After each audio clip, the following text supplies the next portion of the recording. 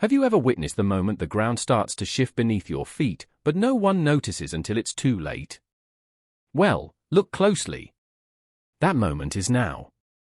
Something extraordinary has just happened.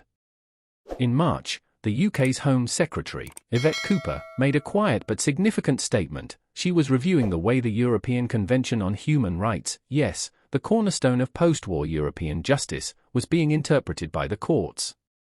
Before we dive deeper into this extraordinary political moment, here's something just as important. Did you know that over 95% of our viewers aren't subscribed to the channel?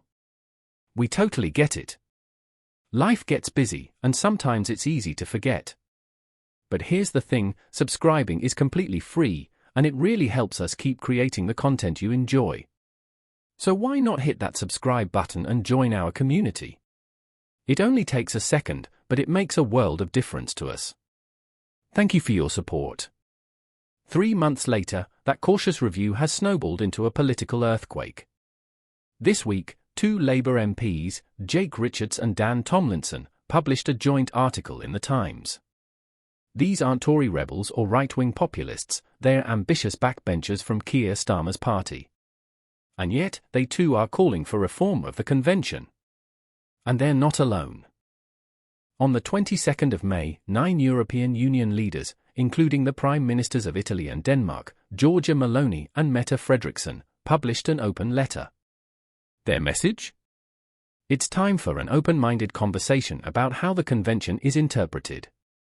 Their example, rulings that have prevented states from deporting criminal foreign nationals, even in serious cases. They said, bluntly, that the convention has been protecting the wrong people and placing too many limitations on national sovereignty. This wasn't just about the UK anymore. It was Europe-wide. And the dominoes kept falling. Just a week after that letter, Richard Hermer KC, the UK Attorney General, gave a lecture that should have set headlines ablaze. He compared Keir Badenoch's calls to disengage from the European Court of Human Rights to Nazi-era arguments used to ignore international law. The backlash was instant, he apologized. But in the chaos, few noticed what else he said, that Britain must be prepared to reform international agreements like the Convention, to ensure they retain democratic legitimacy. And then came Alain Berset, Secretary-General of the Council of Europe, the institution that oversees the Convention and its court, and crucially, not part of the EU. He said something chillingly simple. We need adaptation. We need discussion. There is no taboo. From interpretation to reformation, the language has changed. And once that shift happens in politics, it's hard to go back. Many now say, the EU's failure to offer David Cameron rail reform is what ultimately cost them Britain. Perhaps now, European leaders are determined not to make the same mistake with the convention. They want to save it, by changing it. And that brings us back home. Days ago, Sir Ed Davey, leader of the Liberal Democrats, said he would support rewriting the convention if it was done collectively, with European partners and the court. Let's pause there. This is the man who led a party into the 2019 election on a mission to cancel Brexit. A party whose identity is intertwined with defending international law and European institutions. And even he is now open to rewriting the very convention that embodies those values. So, what's going on? Nigel Farage claims credit.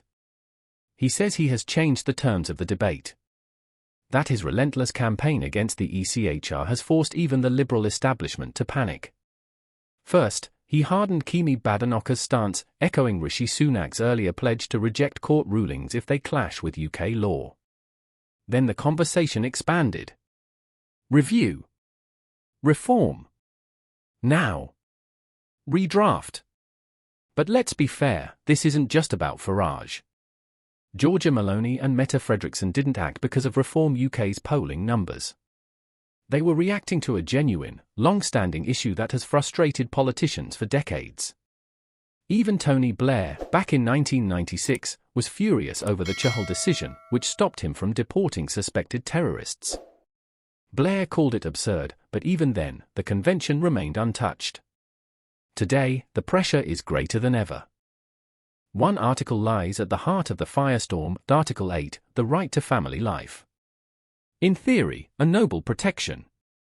In practice, critics say it's been stretched too far, used to block deportations and override the will of elected governments. Newspaper after newspaper, especially the Telegraph, have reported tribunal decisions where foreign nationals, including criminals, avoided deportation thanks to this article. One recent case? A Palestinian family granted entry to the UK under a scheme originally designed for Ukrainians. It shocked the public and the government. This isn't just a British problem. The EU letter proves that. But the UK is a special case.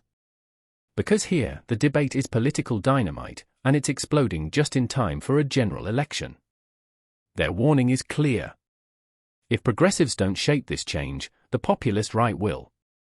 And they might be right. If the convention is redrafted with input from leaders across Europe, including the UK, it might undercut Farage's argument. But if Britain goes it alone, opting out, rejecting the ECHR, it would hand Farage and Badenoch a massive cultural victory. Which brings us to a twist no one saw coming. Keir Starmer, the barrister who literally edited a textbook on European human rights law, could now be the Prime Minister who rewrites the convention. What began as a cautious review by Yvette Cooper could turn into a full-blown constitutional transformation. From silent shifts in legal interpretation, to public outcry over criminal deportations, to a continental consensus forming in the halls of power. Something is happening. And it's bigger than party politics. This isn't just about human rights. It's about sovereignty, democracy, identity, and Britain's place in the world. We are watching history being made, not with a bang, but with quiet consensus. The convention that once seemed untouchable may soon be rewritten. The only question is, who will write it?